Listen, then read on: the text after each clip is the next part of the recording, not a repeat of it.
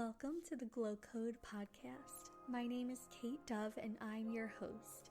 The Glow Code podcast is a collection of bite-sized conversations designed to help you step into your main character energy, glow up, and connect with your femininity. This podcast is for the woman who wants to radiate her beauty from the inside out and move through the world with authenticity. Thank you so much for tuning into today's episode, and let's get started.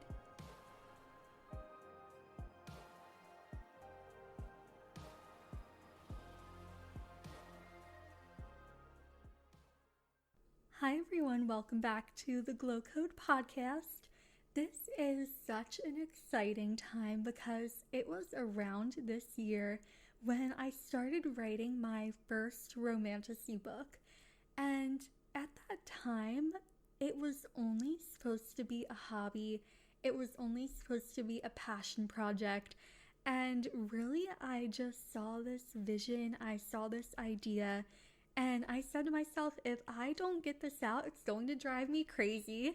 So I opened up Canva and I just started writing.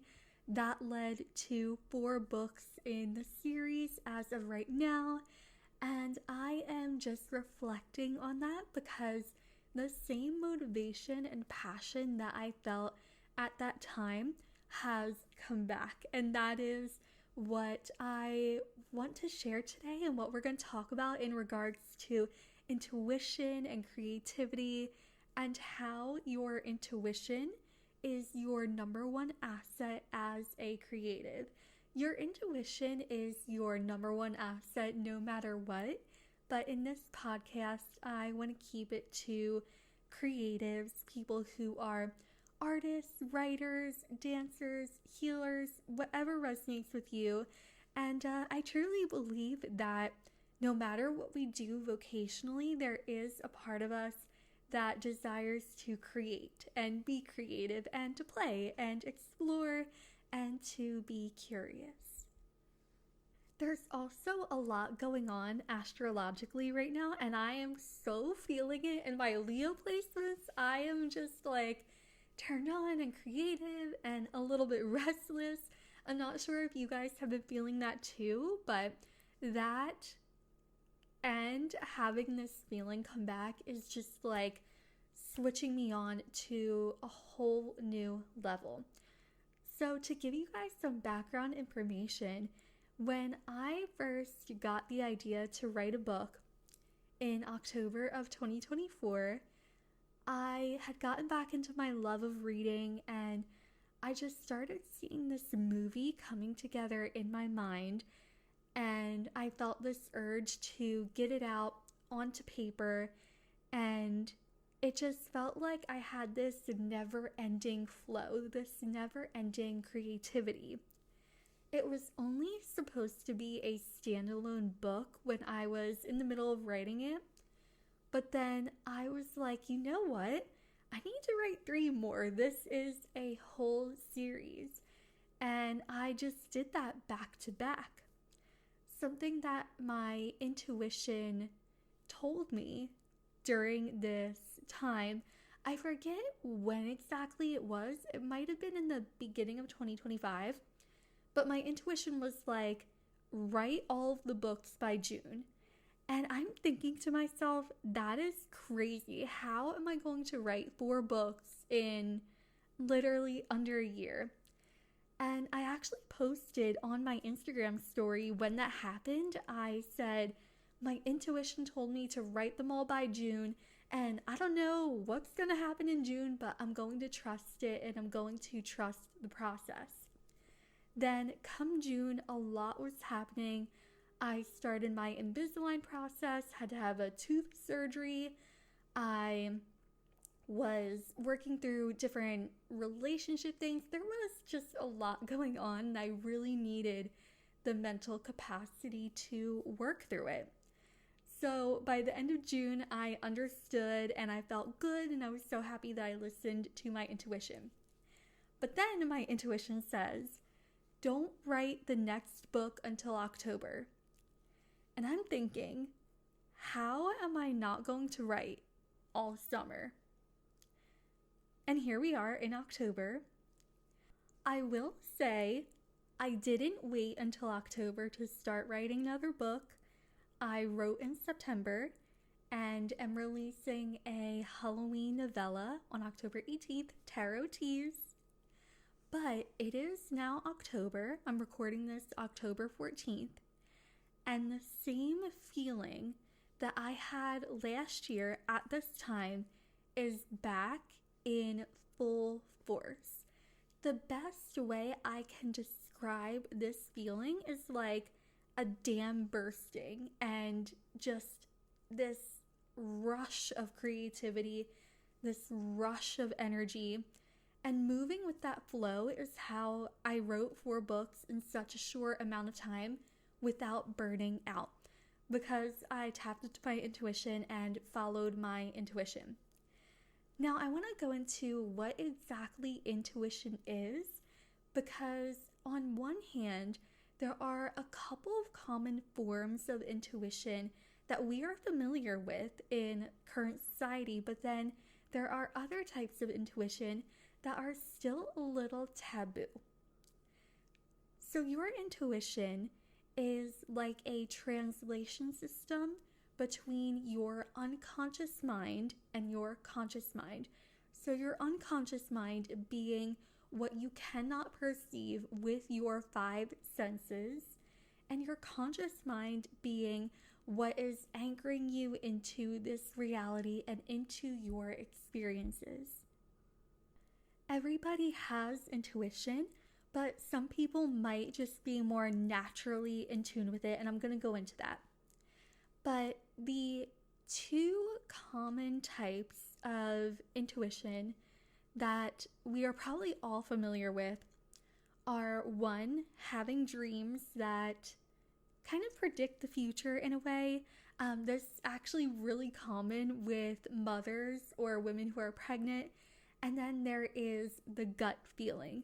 Now, the interesting thing about the gut feeling is that it is said that we have a second brain in our gut because we have over 100 million neurons in the gut. It communicates with our brain, it affects our mood and our energy. So, of course, it is also a source of our intuition. And I'm sure that if you talk to anyone in your life, they will tell you that they have had a gut feeling at some point in their life. Now, this would be the ability of claircognizance, which is the ability to know. When we get into the clairs, however, claircognizance, clairvoyance, the ability to see, etc., we call these psychic senses. And that is where people begin to separate and sort of divide up these experiences that we have culturally accepted versus these terms that refer to psychic abilities. It sounds a little woo-woo when we put it that way. Now, I want to go into the difference between a psychic and an intuitive, because we all have intuition and therefore we are all psychic. Again, there is a lot that people attach to that word, but when we develop it, we can become more intuitive. A psychic is someone who is naturally tapped into their different intuitive abilities, whether that is clairsentience, the ability to feel, clairvoyance, the ability to see, clairaudience, the ability to hear, and so on. However, a psychic may only be able to have tunnel vision when they are looking into something intuitively for you, versus an intuitive who is someone who develops their intuition. There's so much more that goes into our intuition than just being able to pick up on things. It's also knowing how to energetically protect our thoughts and to regulate our nervous system. There's a lot that goes into it. So you might go to someone who is a psychic and maybe you're like, you know, me and so have been together for 3 years and I don't know if he's going to propose and yada yada, and it's this big thing and you feel a certain way about it. someone who is a psychic may tell you, I don't really see this going anywhere. I see that he is very confused. I don't see marriage in your future. And you're like, what the hell? Like, I just wasted my time and you're telling me that I'm never going to get married. And it can cause this big emotional uproar. Now, not all psychics do that, of course, but I think that is the more common experience that we have with psychics, and I've definitely had similar experiences. And it doesn't mean that psychic is wrong, and they are naturally gifted. We are all naturally gifted, but intuition is like a muscle and it requires training. And actually, going back to referring it as like a translation system, it would be like if you learned a second language. You know how to string sentences together, you know how to communicate, but you don't keep up with it. And then eventually you start to get a little bit sloppy with it. So intuition works in the same way. Now, an intuitive, even though they may also be able to see that, the phrasing is going to be different. It's going to be, I see this for you currently, and what is your goal? How can we get you there? How can we make you an energetic match to that? Let me look into your higher self. Let me look into your creator field. Let me look into the reflections that have brought you to this current situation, so that way we can shift it and get you to where you want to be. It's so much more expansive. It's not just being able to pick up on information, but the ability to interpret that information and get it to work to your advantage. Now, the reason why I get so passionate about this when it comes to creativity is because I think we are collectively just starting to move out of the starving artist archetype, and we have so many resources out there now where we can learn how to make money and share our passions and all that good stuff. So when you know how to use your intuition and tap into your intuition, you're able to see what reflections are coming up in your journey through this passion of yours and how you can shift it. So for example, I have been using my intuition to hit financial goals, and they're not super big yet. I'm keeping them at a level where I can get my belief behind it and where I can see where I'm making progress every single day and then elevating from there. So when you are a creative and you have something that you are just dying to share with the world, and you put it out there, and then maybe one person gives it a 1-star review. Maybe another person says, I made $5,000 this month. And you're like, how? Teach me how. I want to know how. And then maybe the next day you're like, I have writer's block. I don't know what I'm doing. What am I doing? Is this worth it? And all of these self-doubts and reflections begin to come up.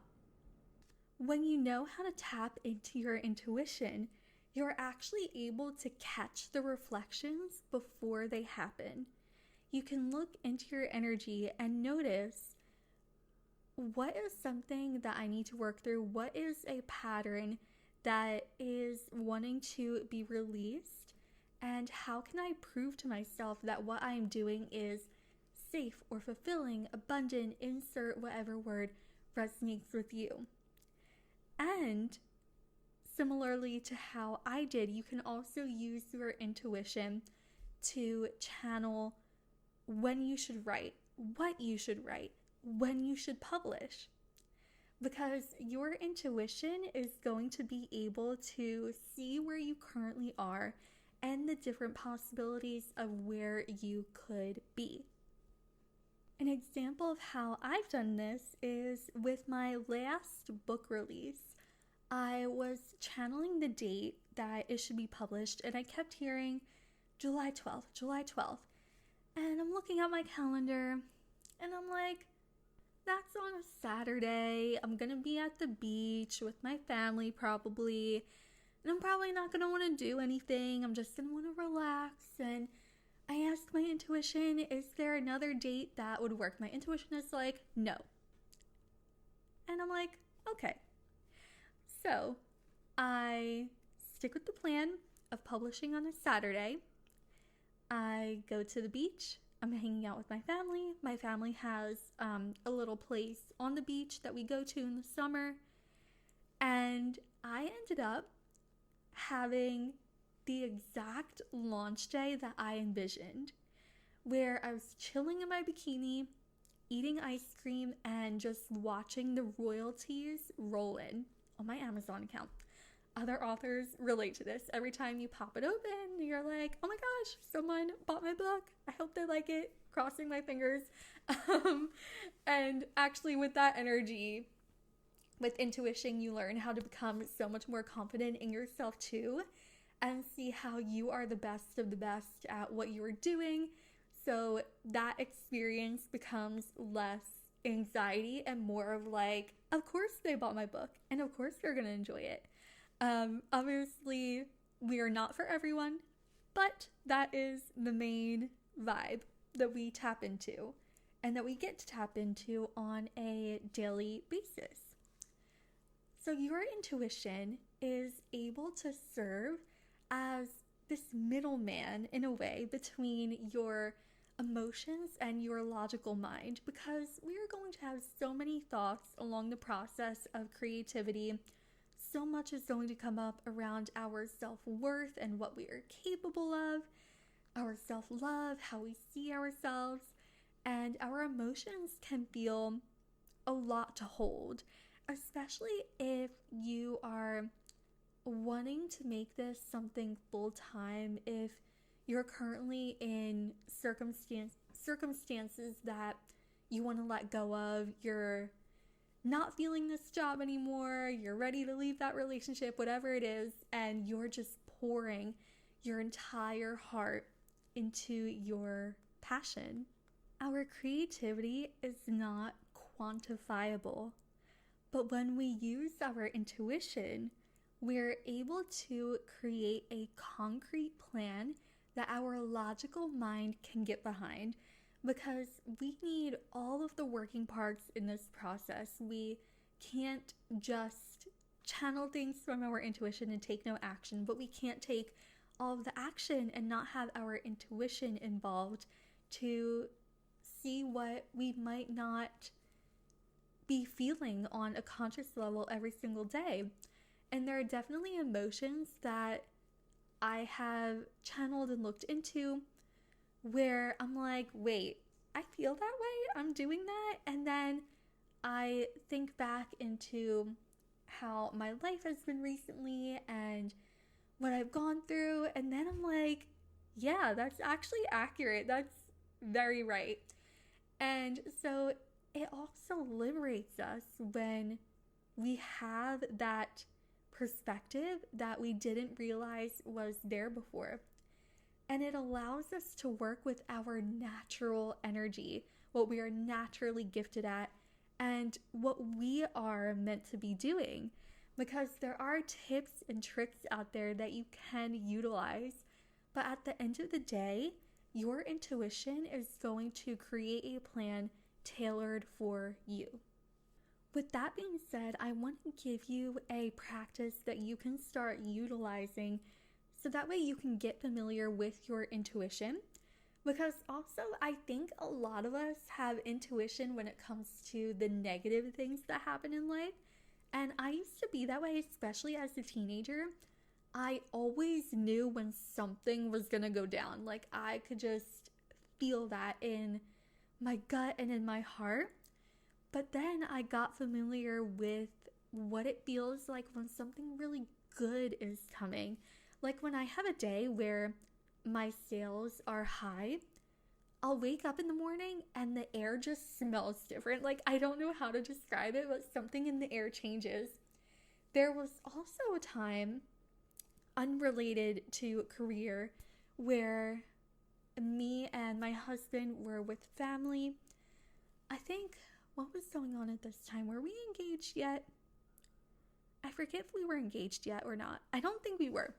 But we were with my family, and I'm sitting at the kitchen table, and my heart just starts to feel really fluttery. And when I get that feeling, I swear I've never been high in my life, but I would imagine this is what it feels like to be high, because I just feel like I'm levitating and like I'm being lifted up and everything is open and fluttery and playful. And so I'm at the kitchen table.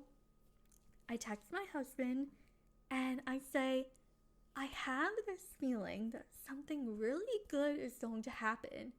I don't know what it's like to be high, but I feel high.